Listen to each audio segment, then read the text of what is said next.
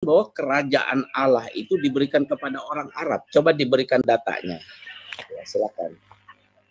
Kerajaan rohani itu kan interpretasi kalian orang Kristen. Tetapi jika aku mengusir setan dengan kuasa roh Allah, maka sesungguhnya kerajaan Allah sudah datang kepadamu. Berarti kerajaan Allah sudah ada. Ya. Siapa rajanya? Allah itu sendiri. Yesus adalah rajanya. Yesus. Raja punya otoritas absolut nggak mutlak? Anda jelaskan saja kenapa saya ingin menggugurkan statement bahwa Yesus adalah raja. Iya, Pak, kalau diskusi itu gini loh. Ya udah saya gugurkan ini. Yesus berkata, ini. Kalau Yesus itu bukan raja di surga, saya punya ayatnya. Kata Yesus kepada Salome, ya, perkara tempat duduk di samping kananku, aku tidak berhak memberikannya, melainkan itu adalah dari Bapa. Berarti Tuhan Bapa, Yesus itu tidak berkuasa absolut, maka dia tidak layak dikatakan sebagai pemilik kerajaan itu. Tapi Yesus berkata kerajaan Allah sudah datang kepadamu. Perhatikan, iya, kerajaan Allah sudah datang kepadamu. Coba tunjukkan di kamus mana bahwa kerajaan Allah itu apa yang Bapak maksud itu di mana tertulis?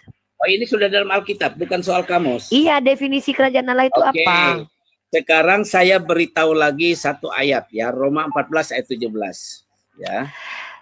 Roma Pak, 14, tanggapi dulu ayat tadi. Sendiri. Roma 14 ayat Bapak 17. Yang mendefinisikan sendiri kok aneh. Bapak yang membawa definisi sendiri kok lucu Bapak ini. Bukan sama definisi. Perhatikan ayat ini. Sebab kerajaan Allah bukanlah soal makanan dan minuman, tetapi soal kebenaran. Kebenaran apa? Kebenaran firman Allah dalam Alkitab dan damai sejahtera dan sukacita oleh Roh Kudus. Anda lihat itu? Iya. Saya itu tidak membantah bahwa kalian memahami bahwa kerajaan Allah itu kan surga, kan begitu? Benar nggak? Terus? Pertanyaan saya, siapa yang menjadi raja di surga? Itu yang saya tanya. Terus? Saya bertanya, yang menjadi raja di surga siapa? Gimana? Yang menjadi raja di surga siapa? Ya, Yesus. Ampun, Pak. Nah, apakah raja itu kekuasaannya di surga itu tidak mutlak? Maksudnya? Nih. Ntar aku kasih data. Ini jangan dinaikin, Pak. Jangan diterima. Enggak apa-apa. Terganggu kita diskusi. Kalau diskusi sama saya aja, Pak. Ini terganggu kita diskusi ini. Masa iya sih? Ya iyalah. Kabur dia. Saya tidak turunkan dia, tapi dia sendiri yang pergi. Oke, silakan lanjut. Ntar dulu. Bapak baca Matius 20 nomor 23. Enggak, yang ini aja dulu, jangan. Bapak ini lucu, saya Bapak suruh membantah. Jangan kemana-mana. Baca Matius 20 nomor 23. Ya, saya kalau diarahkan enggak mau saya. Bapak mengarahkan saya. Enak begini, aja Bapak. Ketika Ibu Bapak suruh saya bantah, saya tunjukkan di ayat Bapak, Yesus itu tidak berhak di kerajaan surga nih. Yesus berkata kepada mereka, cawanku memang akan kamu minum, tetapi hal duduk di sebelah kananku atau di sebelah kiriku, aku tidak berhak. Bisakah raja itu tidak berhak? Masa raja tidak berhak? Aku tidak berhak memberikannya. Jangan kemana-mana, jelaskan dulu. Anda, kenapa saya menjelaskan kitab Anda? Tidak pernah selesai diskusinya kalau kemana-mana. Saya membantah klaim Anda secara sepihak dengan membawakan bukti secara tekstual di kitab Anda. Ini sudah kelihatan kan? Kerajaan Allah bukanlah soal makanan dan minuman, tetapi Pak soal Pendeta, kebenaran. kalau nggak bisa diskusi ngomonglah. Anda suruh saya membantah. Saya menang. Anda dari tadi bawa-bawa ayat. Anda potong-potong ayat, bawa-bawa ayat. Giliran saya bawa di kitab Anda bahwa Yesus itu tidak mutlak dan absolut kekuasaannya, tidak layak dikatakan raja di surga Anda. Mana dia sendiri mengakui. Ini Anda tadi nggak mau. Nih Matius. Nih bawa. Tadi Anda saya tunjukin nih. Matius 20:23. Matius 20 nomor 23. Baca. Nih saya tunjukkan Matius 20 nomor 23. Apakah berbicara tentang kerajaan? Silakan. Oh iyalah. Kerajaan surga lah. Silakan. Matius, aneh nih Bapak Pendeta, dia mau mengarah-arahkan kita, giliran kita membawa ayatnya dia tolak. Tidak bisa, Yesus sudah berkata. Ya, saya juga nggak mau lah Anda atur-atur, emangnya Anda diskusi sesuka hati Anda, enggak lah. Saya diskusi di sini membawa data. Anda kan mau memframing Alkitab, saya memframing. Saya baca datanya nih, Anda baca di sini nih. Ya, ayo, diperhatikan baik-baik nih. Nih. Yesus berkata kepada mereka, cawanku memang akan kamu minum, tetapi hal duduk di sebelah kananku atau di sebelah kiriku, aku tidak berhak memberikannya. Itu akan diberikan kepada orang-orang yang bagi siapa Bapakku telah menyediakannya. Nah, apa yang disediakan Bapa? Apa yang disediakan Bapa? Sekarang pertanyaan saya, yang di tengah saya tanya dulu, Anda kan pendeta, Anda yang menjelaskan. Di sini saya menjawabnya dengan bahwa Yesus ini. itu Saya menjawabnya dengar dengan dulu. Matius 28. Yesus berkata nih, Salome berkata nih. Ya. Salome itu pengen nih permintaan Ibu Yakobus dan Yohanes bukan memerintah tapi melayani. Maka datanglah ibu anak-anak Zebedius serta anak-anaknya itu kepada Yesus. Lalu sujud di hadapannya dan meminta sesuatu padanya. Kata Yesus, apa yang kau kehendaki? Jawabnya, berilah perintah supaya kedua anakku ini boleh duduk kelak di dalam kerajaanmu. Tuh. Terus yang duduk di tengah ternyata siapa? Dia tidak berhak memberikannya. Raja atau bukan raja yang duduk saya di tanya, tengah? Dia berhak tidak memberikan tempat duduk itu? Ya, saya tanya dulu, yang di tengah itu siapa? Mana yang di tengah? Siapa yang di tengah? Baik. Ya, saya jawab dulu ya. Saya tanya, apakah raja itu kekuasaannya terbatas? Saya jawab. Anda ini mau ngatur-ngatur saya diskusi. Anda yang mau diskusi sama saya kok. Gini loh Pak. Matius 28 kita itu jujur ayat kalau diskusi, 18. bukan tipu-tipu jemaat. Yesus berkata, ya, kepadaku telah diberikan segala kuasa di surga dan di bumi. Ayo, kalau sudah diberi kuasa dia yang raja, Bapak yang memberikan. Berarti Yesus Bapak yang memberikan. Berarti Yesus berbohong karena dia sendiri Bapak yang mengatakan, memberikan, aku tidak bohong. Ya udah. Anda salah paham. Kalau dia sudah diberikan kekuasaan, berarti dia berkuasa nggak di surga? Anda tidak berkualitas. Kalau Yesus itu berkuasa, berarti terbatas nggak kekuasaannya di surga? Anda tidak paham Alkitab. Kalau gitu. Yesus itu sudah mengaku berkuasa, apakah dia terbatas kuasanya di surga? Jujur Pak, jangan tipu-tipu jemaat. Dia berkuasa Bu di surga. Lalu kenapa dia tidak berhak memberikan tempat duduk kepada anak Salome di surga? Itu sebelum, ya perhatikan ya, sebelumnya itu Bapak sudah tentukan. Kenapa Yesus sebagai seseorang yang raja yang absolut? Saya tanya sekali lagi, kalau Anda punya raja di sebuah daerah, Anda tidak paham. Anda tidak paham. Ya. Jangan tipu-tipu jemaat lagi, Pak. Ayat. Jangan comot-comot ayat. Anda aja comot-comot ayat kok dari tadi kok. Emang Anda ada baca satu perikop? Nah, perhatikan itu ya. Saya lanjut ya. Kalau Anda itu ya 1 tidak Korintus menipu, 4 ayat saya nggak marah. Ya. Kalau menipu nggak bisa di sini. 1 Korintus 4 ayat 20, perhatikan. Tidak ada kami pendeta ini sembarangan ngomong tipu-tipu tuh selalu. Oke, kalau begitu pendeta Joshua Teu, pendeta Luga Tambunan itu benar nggak? Asal ngomong kalau tipu, Anda asal mengatakan tipu pendeta tidak menipu, saya tanya, kalau pendeta tidak pernah menipu, jawab. Pendeta Luga Tambunan itu menipu atau enggak? Soal pendeta yang lain saya nggak tahu, tapi Alkitab makanya tidak pernah menipu. Jangan sok tahu. Perhatikan. Yesus saja berbohong. Sebab kerajaan Allah bukan terdiri dari perkataan uniripa, tetapi dari kuasa Allah, kuasa Tuhan Yesus Kristus. Tuh lihat, Anda banyak berkata-kata, tapi nggak ada kuasa. Gimana sih? Tuh lihat. Apa Sebab ini? kerajaan Allah bukan terdiri dari perkataan, dari narasi-narasi doang. Pak, tetapi dari kuasa. Anda mengutip kitab Anda bahwa Anda mengutip perkataan Yesus yang mengatakan bahwa dia punya kuasa di surga, betul? Iya, dia punya Kalau kuasa. seseorang itu berkuasa di surga, terbatas nggak kekuasaannya? Siapa sih yang mengatur itu? Siapa? Ayo saya tanya. Saya tanya, kalau Yesus berkuasa di surga, terbatas nggak kekuasaan di surga? Tidak terbatas kuasanya. Tetapi untuk posisi, Yesus menjawab, tetapi untuk posisi di kerajaan surga itu diatur oleh Allah. Ya sudah, kalau begitu dia punya kuasa nggak tentang posisi? Punya kuasa di surga dan di bumi. Kenapa dia mengatakan aku tidak berhak? Posisi sudah diatur, Kenapa Yesus sendiri mengaku aku tidak berhak? Iya, karena itu adalah hak prerogatif Bapa. Yesus punya hak nggak? Yesus berhak nggak memberikan? Begini saya jelaskan ya. Dia memang ditentukan menjadi raja. Lalu ada yang meminta. Yang meminta itu manusia. Ya, paham ya? Manusia yang diciptakan dari debu tanah itu meminta posisi di sebelah kiri dan sebelah kanannya. Dan Yesus berkata, ya itu hak Bapa yang memberikan. Dia berhak nggak?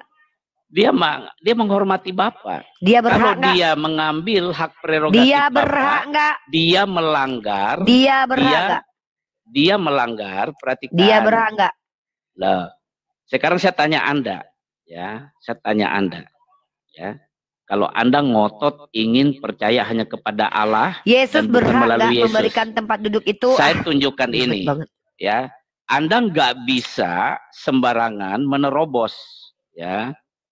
Anda harus lewat Yesus. Apa sih ini? Saya tanya sekali lagi, Yesus berhak nggak memberikan tempat duduk? Yang saya jelaskan dengar dulu, ya. Ini saya nggak mau muter-muter, Pak. Saya langsung aja. Yesus Anda berhak kalau tidak lewat Yesus juga nggak bisa, Bu. Henok Elia sudah ke surga tanpa Yesus. Enak aja. Ini. Henok Elia sudah ke surga tanpa Yesus. Itu kan perjanjian lama, makanya aku bilang makanya kalian Tuhan Anda berbohong. Itu kenapa Yesus saya katakan berbohong. Perjanjian lama diajar di perjanjian baru. Berarti Anda tidak percaya perkataan Yesus. Diajar di perjanjian lama. Ya udah, di perjanjian lama itu Tuhannya siapa? Nah, ini perhatikan ini dulu. Ini, nah, nggak bisa Uniripa datang kepada Bapak kalau tidak lewat Yesus, karena Dia kan Raja yang ditentukan. Iya, Raja itu kekuasaannya absolut nggak? Tuh lihat. Yohanes 14 saya ayat tanya 6. Sekali lagi. Kata Yesus kepadanya, akulah jalan dan kebenaran dan hidup. Kalau cuma mau ngomong aja di gereja tidak ada aja, seorang Pak. pun yang datang kepada Bapa kalau tidak melalui aku. Silahkan ini dibantah. Apa yang mau saya bantah? Saya menunjukkan kalau Yesus itu tidak berkuasa di surga karena Dia tidak memberikan hak, karena Dia tidak berhak. Sorry, Dia tidak bisa. Ya. Kata dia, kok ini aku tidak berhak. Nih, dengar dulu. Diam dulu. Diam dulu, Pak. Saya bacakan ayatnya. Itu haknya Bapa. Ya udah, dia berhak. Yesus memang tidak mengatur itu. Ya sudah, kalau gitu dia nggak berhak. Makanya dia bukan raja, karena nggak punya hak. Iya raja, dia raja. Punya hak nggak dia mengatur tempat duduk siapa aja? Ya udah, kalau dia raja terbatas nggak kekuasaannya? Tuh lihat. Ya. Kalau Ibu dia juga raja tetap nggak bisa sampai kepada Allah Bapa kalau tidak melalui Yesus. Itu masalahnya. Saya ulangi sekali lagi. Kalau Yesus adalah raja, apakah kekuasaannya di surga terbatas? Tidak terbatas, Bu. Kenapa dia tidak berhak memberikan tempat duduk di surga? Karena itu hak bagian Bapa. Jadi dia ada porsinya masing-masing. Dia berhak. Bapak tidak perhatikan. Dia berhak. Supaya dia berhak supaya Uniripa tuh ngerti. Yesus berhak nggak, Pak? Bapa, Anak dan Roh Kudus itu punya bagian masing-masing. Yesus berhak nggak? Yesus berhak nggak memberikan tempat duduk? Kenapa dia bilang? Tapi dia siapa yang tidak merebut hak Bapa. Siapa yang berbohong di sini? Kata Yesus, dengarkan baik-baik. Yesus berkata, hak Bapa, diam dulu. Ya. Nggak ada yang bohong, nggak ada. Ini ya udah saya dengar. Dengar. Kata Yesus begini loh. Cawanku memang akan kamu minum, tetapi hal duduk di sebelah kananku atau di sebelah kiriku, aku tidak berhak memberikannya. Pertanyaannya, dia berhak nggak memberikan? Ya, karena hak itu bagian Bapa. Kata dia tidak berhak. Satu, Anda, dia berhak. Siapa yang benar? Saya tanya kepada Ibu, ya Ibu Uniripa, saya tanya ya. Pak, belum selesai. Ketika hak Allah menjadi Yesus, manusia itu apakah hak Bapa, hak Yesus? Ayo, jangan kemana-mana. Ketika Yesus mengklaim bahwa dia tidak berhak, lalu Anda katakan dia berhak, mana yang lebih benar? Anda atau pendeta? Anda atau Yesus? Jadi Anda ini cuma memelintir. Jadi perhatikan ini. Saya tanya sekali lagi ya, Pak Pendeta. Ketika Yesus mengatakan, Pak, ketika Yesus berkata, aku tidak berhak memberikan, lalu Anda bilang dia berhak memberikan, siapa yang berbohong? Itu kan perkataan Uniripa, tuh lihat. Kerajaan Allah bukan terdiri dari perkataan, saya bacakan lagi dari kuasa. Cawanku memang dengar ya. Nggak nyambung. Cawanku memang akan kamu minum, tetapi hal duduk di sebelah kananku atau di sebelah kiriku, aku tidak berhak. Pertanyaannya, ketika Anda bilang Yesus berhak, Yesus bilang dia tidak berhak, siapa yang berbohong? Saya balik bertanya dulu sebelum jawab. Apakah Yesus harus merebut hak Bapa? Ketika Yesus mengatakan aku tidak berhak, apakah Yesus harus merebut hak Bapa? Siapa yang punya otoritas, Bapa atau Yesus? Bapa memberikan otoritas kepada Yesus, hak tetapi diberikan untuk mengatur, hak diberikan untuk mengatur duduk di sebelah kiri dan di sebelah kanan Yesus itu otoritas Bapa, paham? Bukan otoritas Yesus. bukan berarti Yesus tidak berkuasa, tidak raja, tetapi Anda paham yang namanya otoritas? Yesus punya otoritas nggak memberikan tempat duduk ini? Perhatikan ya, sebab kerajaan Allah bukan terdiri dari perkataan uniripa, tetapi Yesus dari kuasa Allah. Punya otoritas kalau Allah Bapa ya memberi kuasa kepada Yesus dan Allah Bapa telah berkata bahwa hak-hak kerajaan itu diatur oleh Bapa, kenapa Yesus harus merebutnya? Di mana tertulis? Di mana tertulis begitu? Anda baca seluruh Alkitab ya, jangan melintir ayat ya. Baca seluruh Alkitab. Sekali lagi saya tanya, ketika Yesus berkata aku tidak berhak memberikan tempat duduk, Anda mengatakan Yesus berhak, siapa yang berbohong di sini? Uniripa.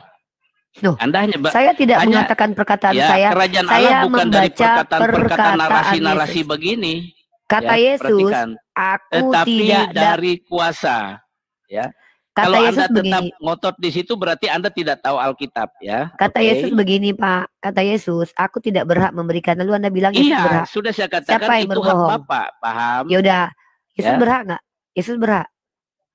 Kalau dia mengambil hak, berhak. Cuma kalau dia ngambil di mana tertulis dia berhak? Dia berhak, kalau dia ngambil itu, perhatikan, kalau dia mengambil itu, dia melanggar yang namanya otoritas atau hak prerogatif Bapak, paham? Tahu nggak yang membedakan Anda dengan kami umat Islam? Apa? Kalau kami tidak menyumpalkan perkataan kami kepada Nabi dan Tuhan kami, kalau Anda menyumpalkan perkataan Anda kepada Tuhan Anda, yes. Loh, kok lari dari konteks Anda berbicara?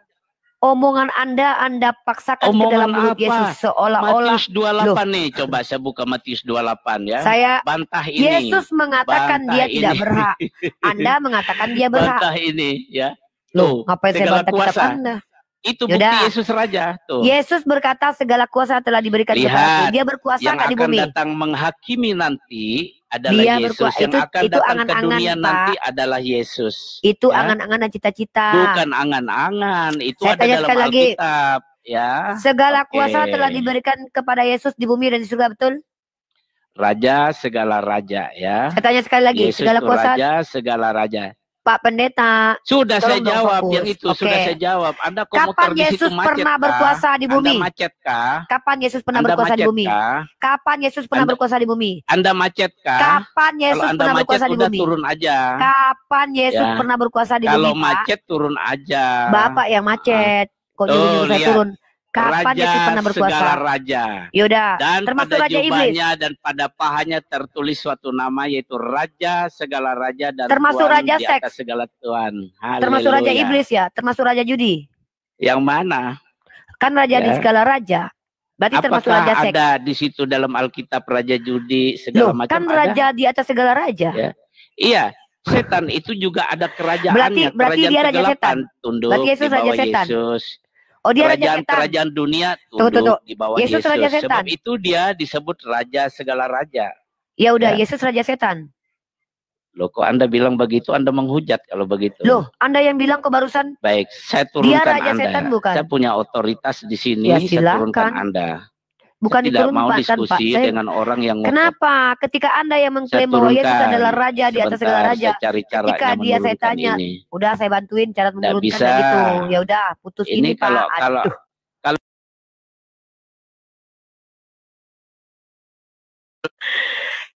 itulah kenapa pendeta ini banyak menyesatkan dan mereka masuk neraka karena mereka membodoh-bodohi jemaat. Dia yang bilang Yesus berkuasa, sementara Yesus sendiri mengatakan aku tidak berkuasa. Aku tidak berhak. Jangan depan saya bohong-bohong, depan saya ini jujur. Kalau nggak jujur nggak usah. Kami tidak butuh kalian membodoh-bodohi orang.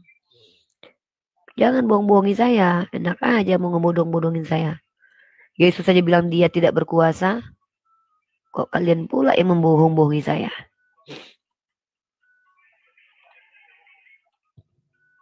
Assalamualaikum warahmatullahi wabarakatuh. Waalaikumsalam warahmatullahi wabarakatuh. Ya Bang, ada yang mau disampaikan Bang?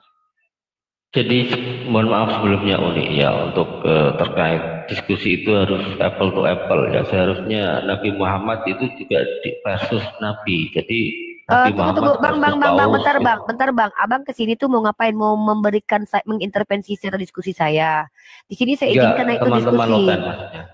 Iya, tapi kan saya di sini membuka diskusi. Kalau ada yang mau intervensi dan memberi nasihat atau apapun di DM aja gitu loh. Karena metode diskusi saya itu sudah saya tetapkan sendiri itu gitu. Teman-teman OTAN itu ya, yang di bawah masnya.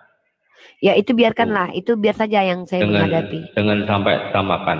Harus Paulus yang menjadi. Paulus nggak pernah disebut. Bang, jangan mengintervensi orang lain yang diskusi, Bang. Kalau orang diskusi jangan intervensi. Orang kan punya metode beda-beda ya. Assalamualaikum warahmatullahi wabarakatuh. Bye. Assalamualaikum warahmatullahi wabarakatuh. Metode diskusi kita tuh beda-beda ya. Jangan mengintervensi diskusi orang lain ya. Kalau mau kasih nasihat, mau kasih pendapat, DM aja.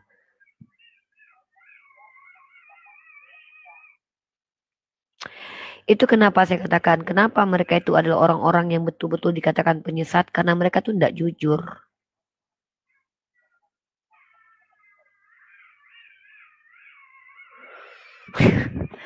Ketika Yesus berkata, aku tidak berhak memberikan tempat duduk, dijawab sama mereka, Yesus berhak. Siapa yang berbohong ternyata teman-teman?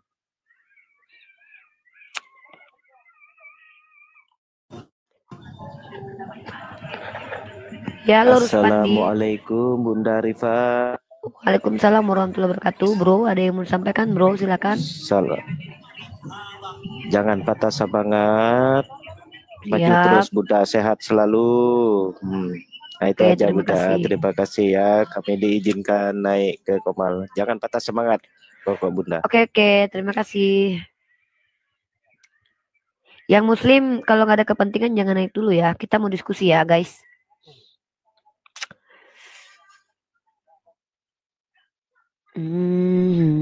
Pendeta. Saya mau diatur-atur sama dia. Halo Zilvania, agamanya silakan. Halo. Ya, selamat malam. Ya, agamanya sister?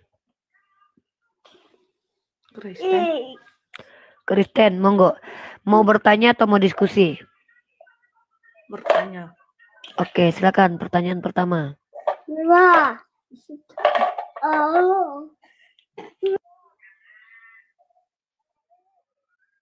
Kondusifkan dulu keadaannya sister, baru bertanya.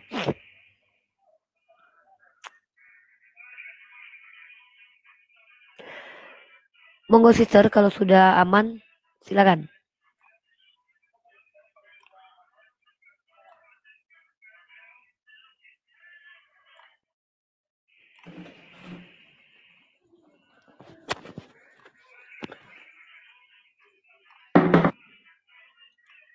Monggo sister.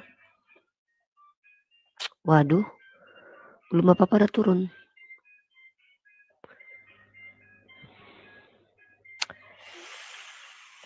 Kasihan kali pendetanya, nggak sanggup dia menghadapi. Makanya kalau kalian jujur sebagai orang Kristen, nggak babak belur kalian depan kami. Kalian babak belur itu karena kalian banyak berbohong, nggak jujur. Yesus bilang dia tidak berkuasa, dia berkuasa. Kitab kalian penuh kontradiksi, makanya kalian tuh babak belur depan kami.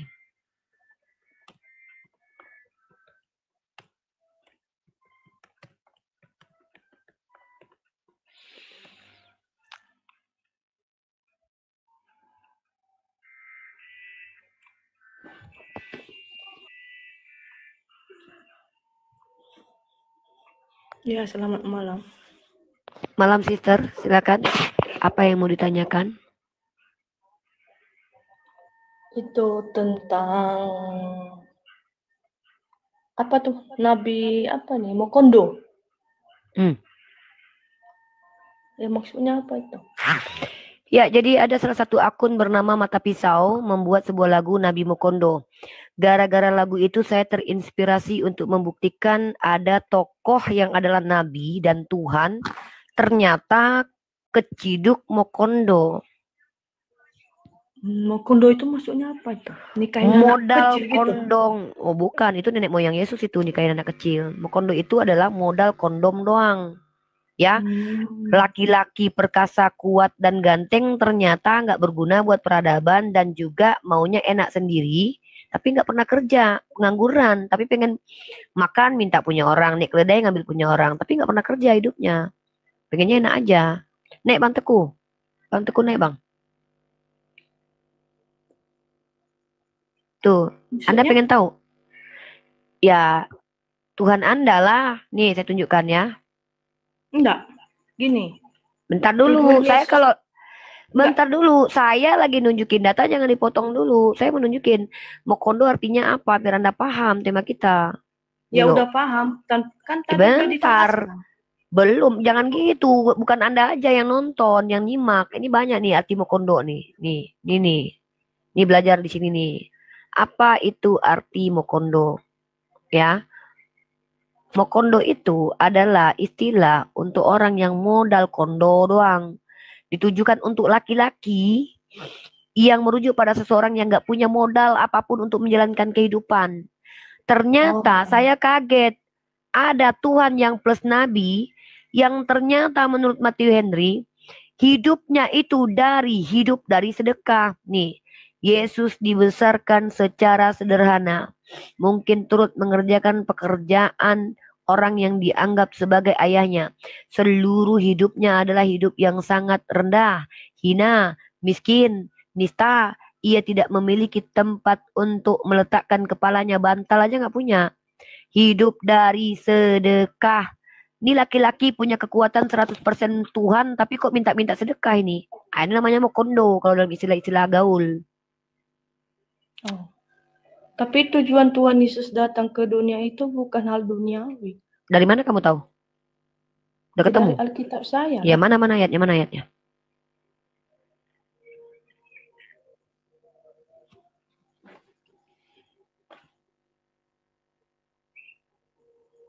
Saya kira yang jangan kira-kira, Mbak. Jangan kira-kira, Mbak. Kita pakai data. Saya di sini lagi edukasi, bukan asumsi. Kalau Anda bisa tunjukkan tujuan kehidupannya di dunia, bukan dunia. Kalau memang tujuan hidupnya bukan dunia, ngapain dia minta makan? Bangkit dari kematian 3 hari, pengen makan, minta punya orang. Pengen naik keledai, ngambil punya orang. Kalau bukan untuk duniawi, hidupnya jalan kaki. Ya, kalau jangan usah makan. Ngomong katanya hidup bukan untuk duniawi, tapi keledai orang diembat juga. Maka Anda tunjukkan kepada saya. Biarkanlah saya bicara. Dari tadi data. Dari tadi mulutnya tunjukkan data. Terus. Kau pula yang ngatur aku di sini. Kau tunjukkan data. Kau buka kemo. Udah aku kasih baik-baik data. Bagaimana kita bisa bicara mulutnya bicara terus?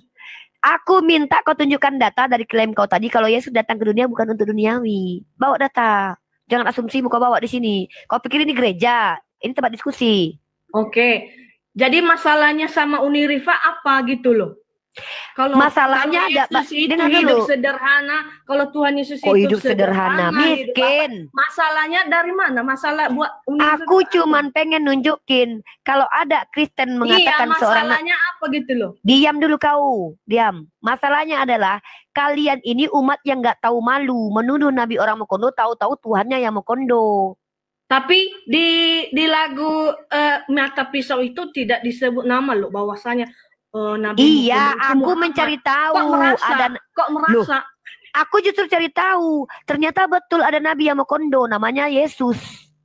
Tapi satu-satunya Nabi yang nikahin bocil itu kan Muhammad loh. Siapa bilang nih, nenek moyang Tuhan kau nikahin anak kecil umur 3 tahun, makanya kau belajar. Kau nggak tahu apa-apa, banyak pula monyong kau nih. Kau tengok ini, ya. Kau tengok ini nenek moyang Tuhan kau itu bahkan menikahi Nabi yang hobinya nikahin bocil. Apa nggak ada kerjaan lain? Tuhan gitu kau loh? aja keturunan pejina, masa nggak tahu nggak ada kerjaan Tuhan kau? Kau tengok ini, bahkan Tuhan kau itu keluar dari vagina perempuan yang umurnya 12 tahun. Itu nggak ada kerjaan Tuhan kau. Kalau nabiku menikahi Sayyidah Isa ada kerjaan itu namanya. Namanya tadi, manusia. Kau tengok ini, diam dulu. Diam dulu, kau naik ke sini bukan buat ngajarin aku. Kau di sini naik buat kutunjukkan kenapa tema ini ada. Kau tengok ini. Rasa. Padahal kau jangan curhat. Kau jangan curhat. Nabi Muhammad loh.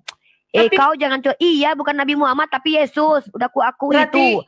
Berarti lagu itu bukan untuk Nabi Muhammad tapi untuk Tuhanmu.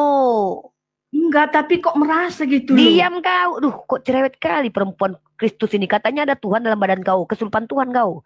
Kau tengok ini ya. Bukan kesurupan. Diam kau dulu. Aku lagi nunjuk. Nenek moyang Tuhan kau menikahi bocil umur 3 tahun. Enggak, aku menjawab. Diam dulu. Aku lagi nunjukkan fakta. Kenapa orang Kristen ini kalau masuk ke tempatku ini kayak kesurupan pneuma? Heran aku Bukan loh. kesurupan loh. Diam, kau tengok ini. Ishak saat itu bersuya diam gitu dulu. Aku nggak kenapa? Ingat ya, dan kehidupan Sarah. Nah, jadi Ishak saat itu berusia 37 tahun. Pada saat itu Ribka lahir dan dia menunggu sampai ia siap menikah. Usia 3 tahun. Pecah ini anak balita dinikahi nenek moyang Tuhan kau ini. Ini kau tanya ini. Nenek moyang Tuhan kau nikahi anak bocil 3 tahun. Kau. Yang mau nabimu gitu loh, yang kerjaannya Tuhan cuma selangkangan gitu. Tunjukkan dalilnya. Oh, ini Tuhan kau yang kerjanya selangkangan ini. Tuhan kau minta upeti perawan ya. Kau penghujat sebenarnya. Aku tahu nggak layak kau dikasih. Sekelas nabi. Udah diam. Nabi gitu loh. Iya, sekelas Tuhan kau minta upeti perawan nih. Kau tengok nih. Tuhan kau minta upeti perawan ya. Perhatikan teman-teman. Tuhannya Oten minta upeti perawan. Kerjanya selangkangan aja. Nih ya, kalau kau pengen tahu ada Tuhan yang doyan selangkangan. Ini nih Tuhan ngambil bini orang pun ada. Ya. Kau tengok ini ya. Upeti perawan. Nah ini nih Tuhan kau doyannya upeti perawan. Diam kau. Nah kau tengok nih ya. Perhatikan baik-baik ya.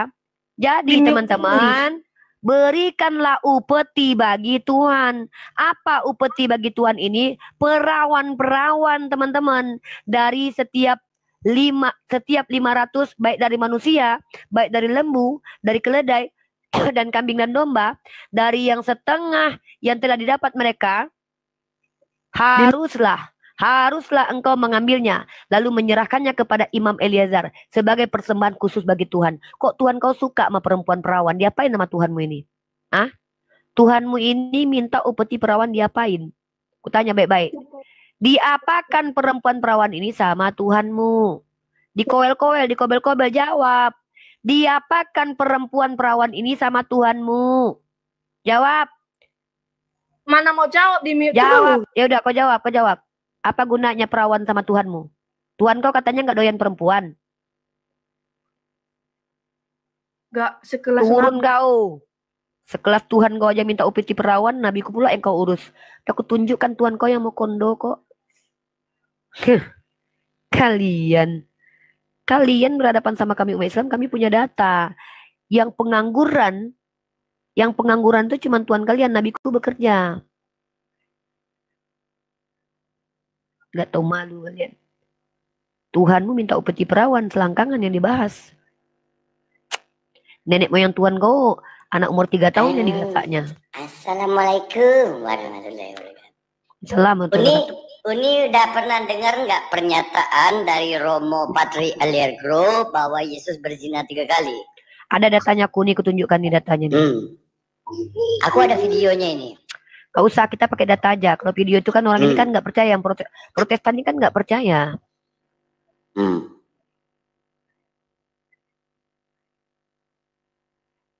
Yesus itu kata Martin Luther itu berjoni 3 kali.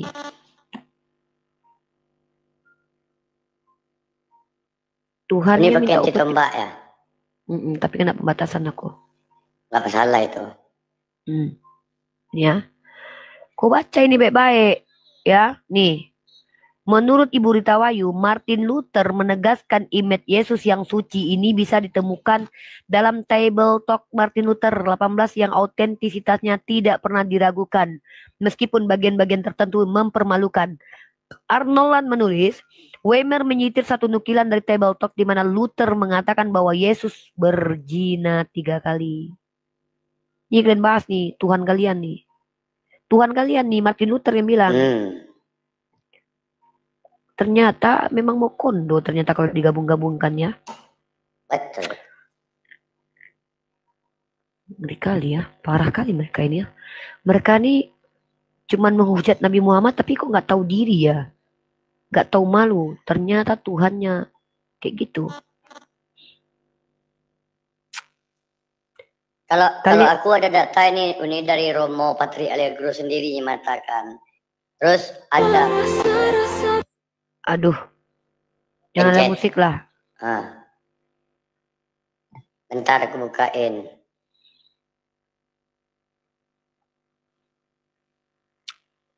Ini mute lah dulu YouTube-nya.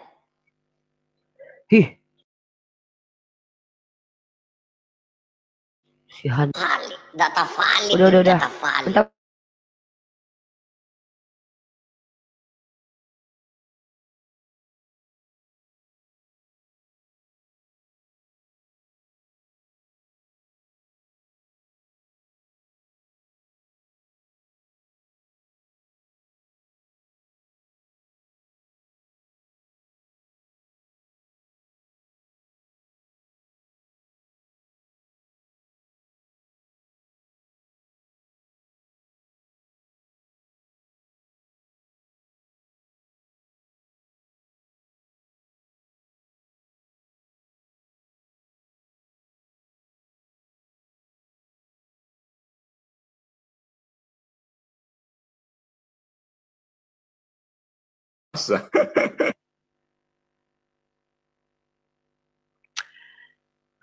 Sadis.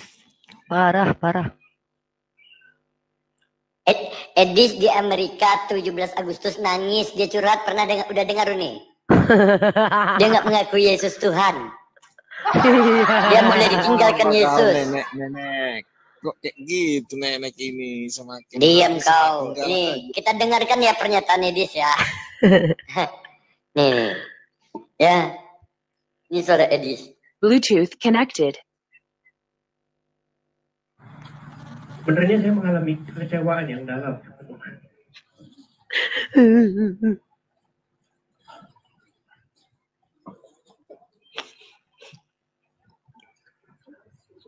Saya menganggap kayaknya saya mempertanyakan keberadaan Tuhan.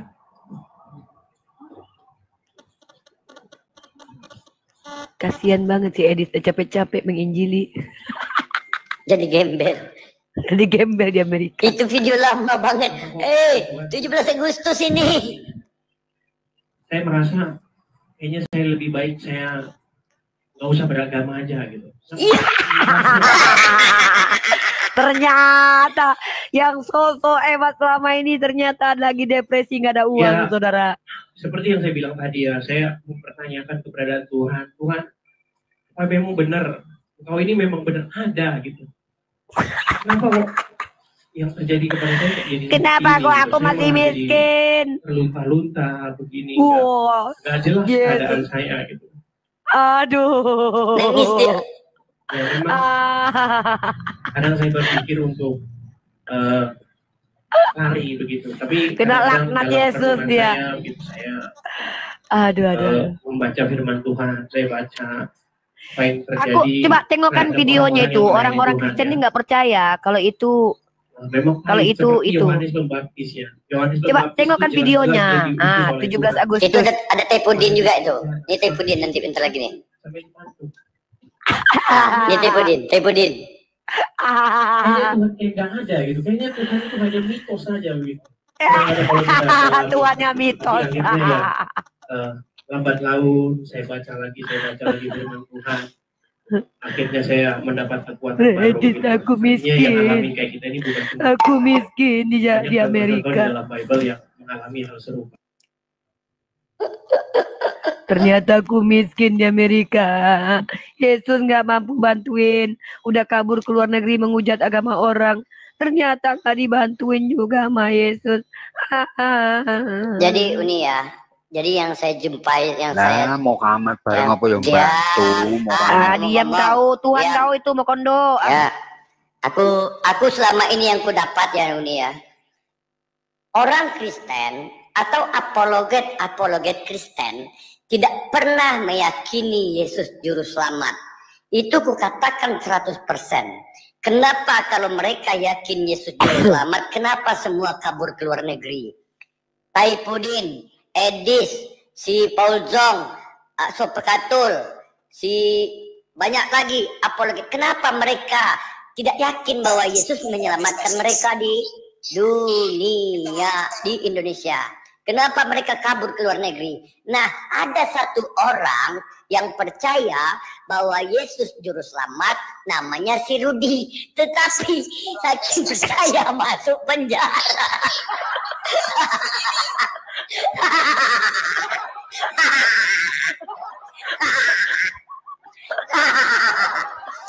Besar yang diberikan Allah Subhanahu wa taala di surga adalah Apalah Bapak kau ini. Ya kan kita bisa nilai. Yang kedua, ya kita merujuk ke para nabi-nabinya, kepada rasul-rasulnya. Kalau Tuhan mengizinkan agama mereka berkembang, pastilah rasul mereka itu nggak ada yang mati yang menggenaskan. Ini kenapa enggak? Ini suara kau. Jadi gini loh, kita kan diskusi.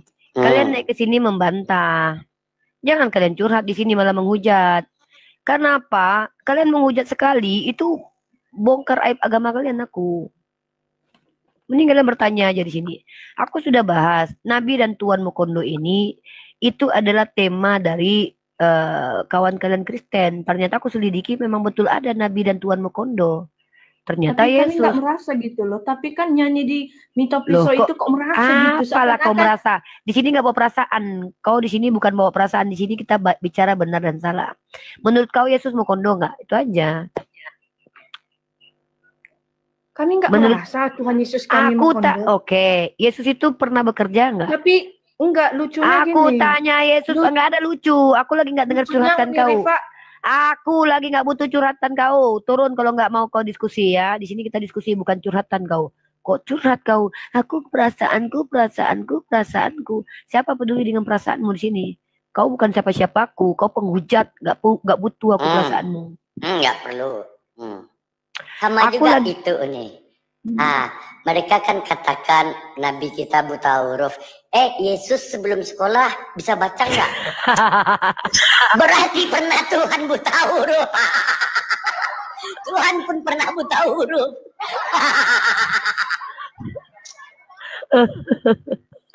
Aduh. Ya, SHBT. Silakan agama. Agamanya. Mukondo bagaimana Mukondo? Ya, Mukondo ini tema si Robert. Dia membawakan sebuah lagu Nabi Mukondo. Aku cari tahu lah kan siapa Nabi. Diam dulu kau. Kau kan bertanya, bukan kau yang menjelaskan di sini. Kau kan bertanya. Kalian tuh nggak tahu diri ya oten-oten tuh ya. Naik ke kepalaku malah menjelaskan. Aku yang jelaskan. Nah ternyata Nabi Mukondo kuselidiki siapa lah Nabi Mukondo ini. Aku bilang kan Nabi Muhammad kaya, maharnya banyak. Bahkan nabiku tajir, bekerja, ya kan? Bahkan menghidupi perempuan-perempuan, artinya nggak modal kondo aja. Ternyata bertemulah aku, pernyataan ada Tuhan yang nggak pernah bekerja, pengangguran, hidup dari sedekah. Ternyata Tuhan mude dalam Filipi pasal 2 nomor 6 menurut keterangan dari Matthew Henry. Sudah. Sekarang bantah. Kemana kan? Ini lo, kau ngomong apa sih? Ngomong yang jelas lah. Nih, kau tengok ini ya. Nih, kau tengok nih. Ini.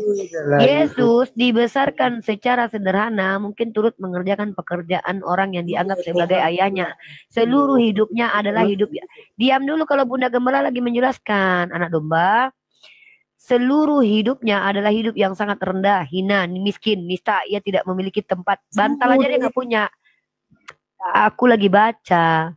Bantal aja dia nggak punya. Dan hidup dari sedekah. Padahal dia sehat, normal, nggak cacat, nggak lumpuh. Tapi hidup dari sedekah. Padahal dia Tuhan loh. Kok minta-minta hidupnya? Ini yang aku bilang Mukondo. Sudah, bantah. Oke. Kok main sebelah kan? Mukondo. Yang jelas kalau ngomong. Kok main sebelah? Mukondo. Lah kau nih. Belajar ngomong dulu ya. Ngerti aku bahasamu.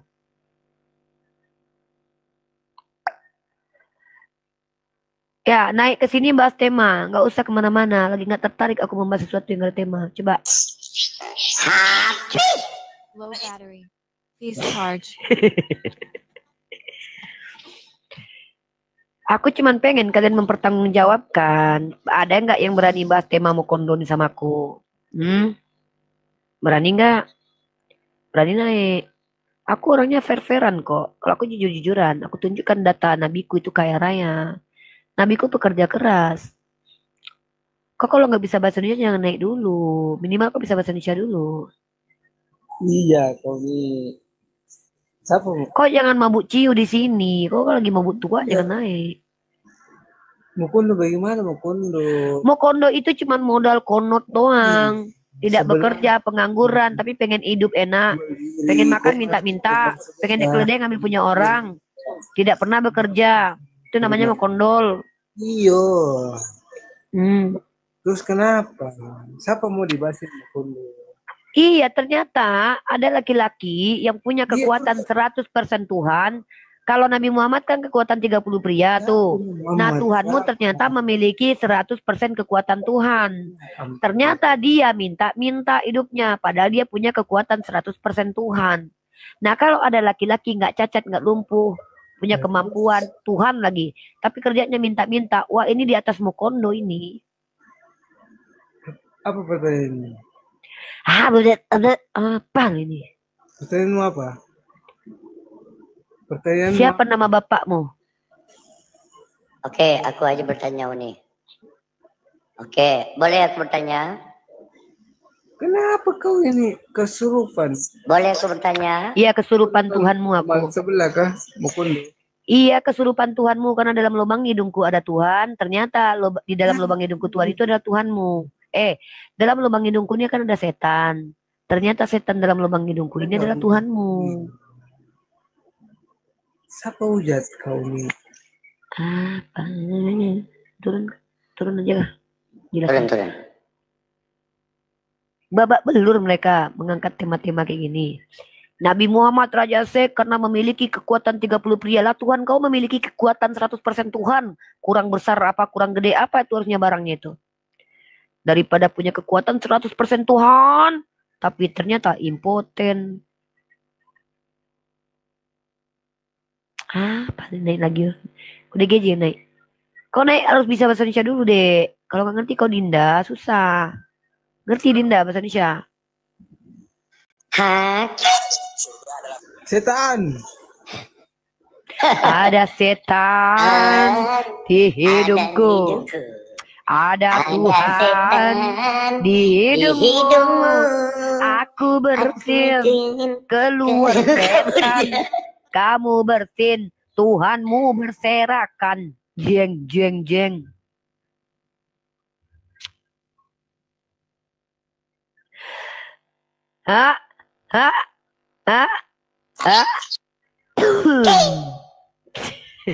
Ada setan di hidungku. Ada Tuhan di hidungmu. Aku bersin keluar setan. Kamu bersin hacin Tuhan berserakan. Coba kau nyanyi. Aku musik, kau nyanyi. Cepat, kau yang nyanyi. Aku yang bermusik. Cepat. Ada setan berkecimbak di hidungku. Biki berapa pam pam cekecim terapa pam pam berketuk bersin. Kamu bersin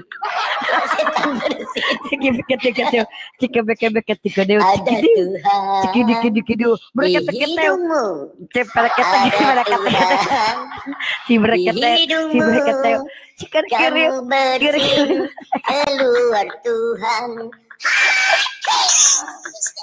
Ada Tuhan. Ada Tuhan di hidungmu. Congkel tai hidung keluar Tuhan. Congkel tai hidung tempelkan di dinding. Makanya Tuhan mereka di dinding. Karena congkel tai hidung di dinding. Karena mereka Tuhan di dinding. Aduh, ya Allah. Aduh. Ada lagu baru kau tahu? Atau lagu baru? Enggak tahu. Perempuan jalang itu lubang dalam perempuan asing itu loh.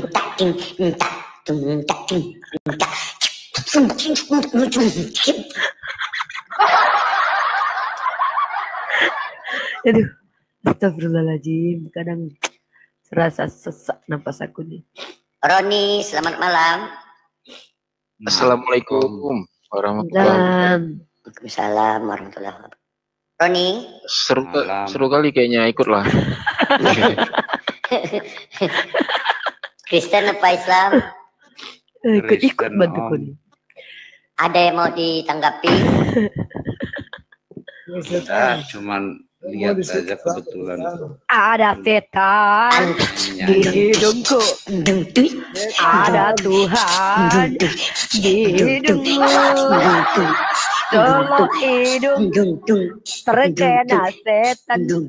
Kau colok hidung Tuhanmu yang kecolok. Astagfirullah. Roni. Aduh, udah malam, woi. Silakan mau ditanggapi langsung mau nih Rifa. Sikat aja bang. Serak ini udah. Nyanyi, seru nyanyinya. Ada bang lagu seru bang, ini lagu seru ya bang ya. Ya. Lubang dalam perempuan di jalan, sumur sempit perempuan asing. Ini isi kitabnya berlobang, kok lobang.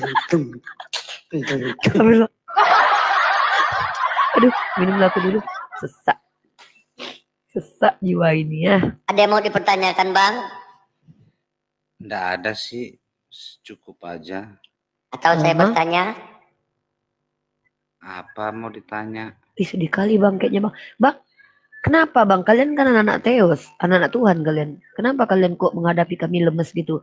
Masa melawan hamba Tuhan, anak Tuhan kalah? Uni. Orang berdosa nggak apa-apa. Bentar bang Baroni ya, itu kan ada typingan di bawah, ya kan? Nabi siapa yang berdosa katanya. Jadi aku ingat Uni, ada perempuan yang mau dihukum, mau dirajam, dibawa oleh orang Yahudi kepada Yesus dan kata hilang suaramu, woi. Kok termute? Oi Mikono, hilang suaramu. Diajak Yesus. Si Mika diajak Yesus.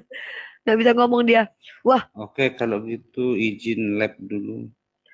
Mbak. Kok gitu anak-anak Theos? Kan ada Bunda Gembala di sini. Kena mental dia. Wah, si Mikono. Oh, kena dia berarti tuh. Bunda Mila, naik Bunda Mila. Ada Bunda Mila. Bunda Mila lagi ini dia.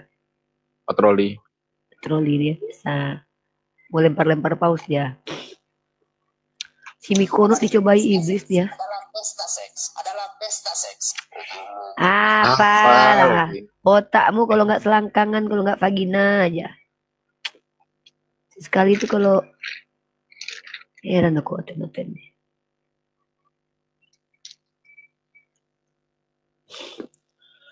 Assalamualaikum warahmatullahi wabarakatuh. Waalaikumsalam warahmatullahi wabarakatuh. Jadi tadi kalau kau bilang apa Tuhan itu important, memang benar itu. Pernah dengar nama Canon Montefiore? Canon Montefiore itu? Canon Montefiore. Ya, di Cambridge City itu kan. Dia punya gereja namanya Santa Mary di Cambridge sana. Jadi dia bilang kawan-kawannya adalah perempuan. Tapi dia mencintai laki-laki. Ini datanya nih, ini datanya nih. Ya, ada data lah kita. Maka jangan pakai data. Santa Mary itu. Kawan-kawannya adalah perempuan, tapi dia mencintai laki-laki. Satu fakta yang mencolok adalah bahwa dia tidak kawin. Dan kaum yang tidak kawin biasanya memiliki 1 dari 3 sebab. 3 sebab. Nah, ini kan, ini dia kan. Nampak tak? Coba tengok, nampak tak tulisan punya aku ni? Nampak je. Nah, kau punya tu kan, kau edit-edit. Kalau aku ni punya bukunya loh. Aku tak ada edit lah. Itu bukan punya aku. Ini ada bukunya. Itu buat Tawayu. Nah, ini. Ya kan? Tidak mampu menempuhnya alias important, tidak terdapat gadis, atau mereka secara natural homreng. LGBT. Ini dia.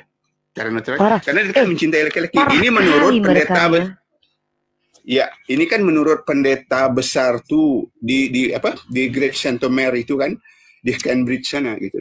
Nah, ini dirilis di Oxford pada tahun 1967.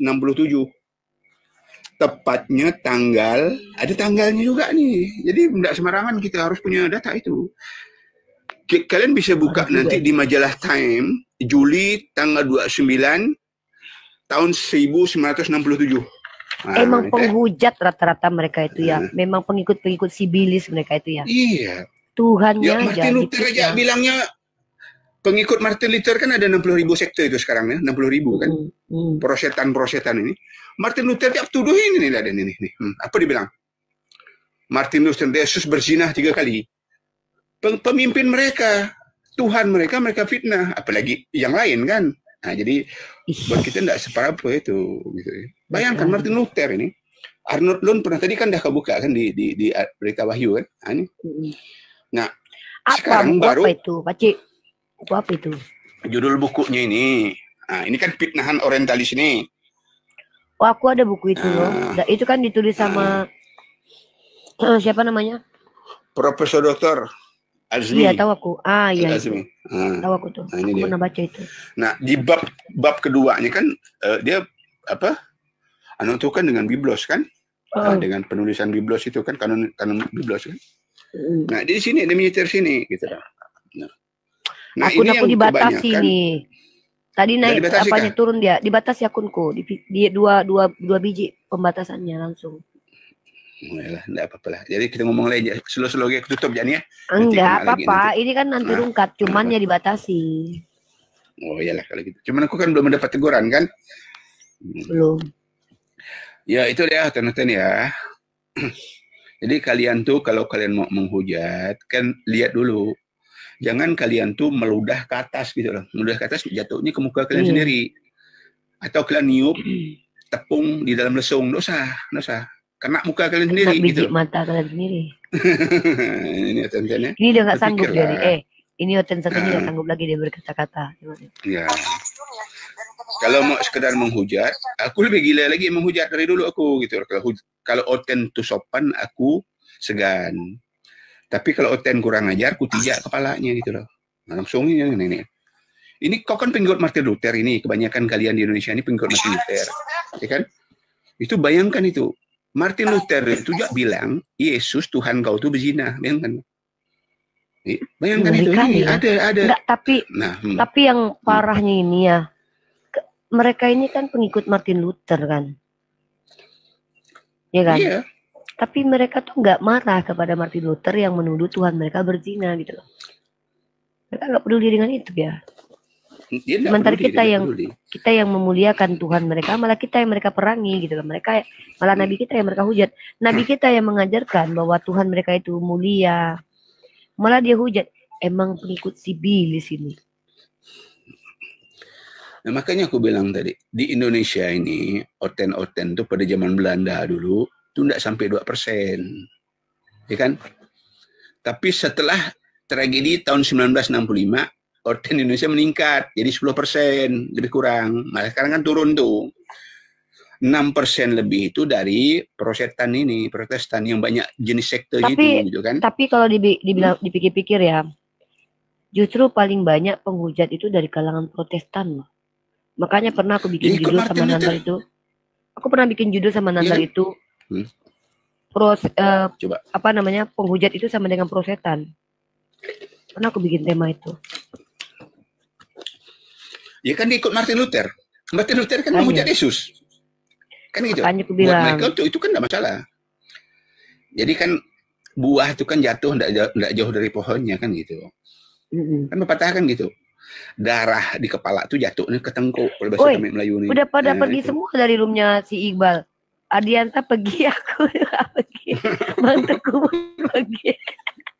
Oi, manteku. Oi, aku dijambak Iqbalnya. Kok tega-teganya ninggalin roomnya si Iqbal? Waduh bahaya. Ardianta pergi live sendiri. Aku izin sama Iqbal. Ditinggal pula Bunda Rama sama Bang Goto di situ. Wah parah ini manteku. Aku ditinggal roomnya Iqbal. Aku izin dulu sama Iqbal tadi. Bal, ini kabur dulu ya kataku. Tahu aku pengen ngebahas tema ini terus aku. Kenapa? Karena aku pengen aja Oten ini mempertanggungjawabkan tema yang mereka buat sendiri tentang Nabi dan Mokondo ini. Mokondo itu kata kalau aku lebih tepat modal kontol doang gitu. Lebih tepat. Emang janganlah cakap tuh. Turun. Aduh lupa. Maaf. Aku Mak, aku udah dibatasi akunku ini. Pak Cik Banca ini memang tak bisa memang ini. Memang itu kita ganti katanya mau kondo, modal kondo. Bantuku, monitor bang. Pak Cik Banca ini membahaya ini memang dia pasangnya.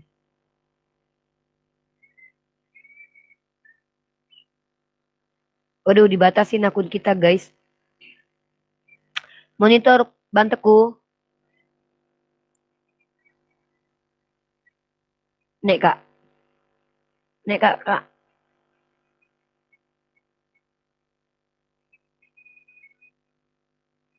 Jangan kalian ngomong-ngomong itu lagi. Kalian berdua kebiasaan kan lama aku. Aku kan aku iya, bilang sama. tadi Ini sama nih. Bang Mesiani sama juga nih sama Pak Cik.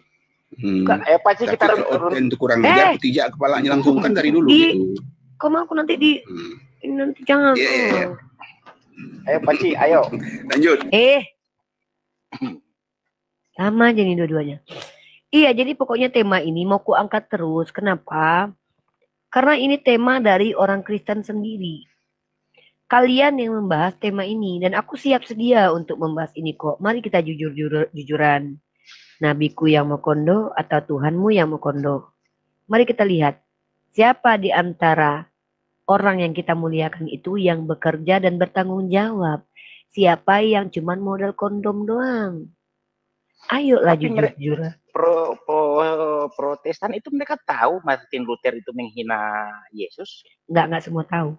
Mereka juga kaget. Kan mereka nggak tahu. Kalau mereka tahu pastilah mereka ini. Nggak semua tahu. Justru mereka tahunya dari kita itu. Malah Ikim dulu aku pernah masuk ke channel The Ikim itu, ingat kau Ikim kan? Itu tulisan umat Islam menuduh Martin Luther tuh berjenggo itu kan? Dia bilang itu tulisan umat Islam, dia bilang. Kutunjukkan ini, tidak percaya dia diturunkan aku gitu. Nah, channel Ikim, channel Bom, channel siapa-siapa lah hotel-hotel itu dulu kan. Sampai Marwali pun pernah guna tuh di channel dia kan. Apa otoritas kau Protestan Martin Luther tuh ngerampok bukunya Katolik yang 73 itu bilang kan. Lalu dibuangnya 7 tinggal 66. Apa otoritas Martin Luther? Terdiam si itu tuh MGM itu.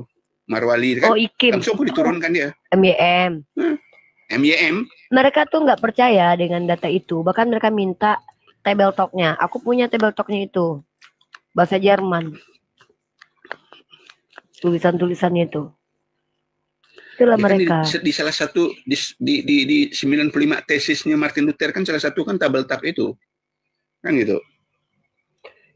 Itu table talk itu memang adanya ketika dia udah tua. Awal-awalnya kan dia nggak gitu. Cuman pas terakhir-terakhir mau mati makin menjadi dia. Dia benci sama Yahudi, dia fitnah Yesus. Itulah gara-gara dia kan banyak orang jadinya menyembah kepada makhluk rusak jadinya. Makin kalau kena pembatasan ini makin turun. Kita rungkatin dulu aja ya. Ya, rungkat aja lah, udah rungkat aja. Oh, udah 1 jam juga internet.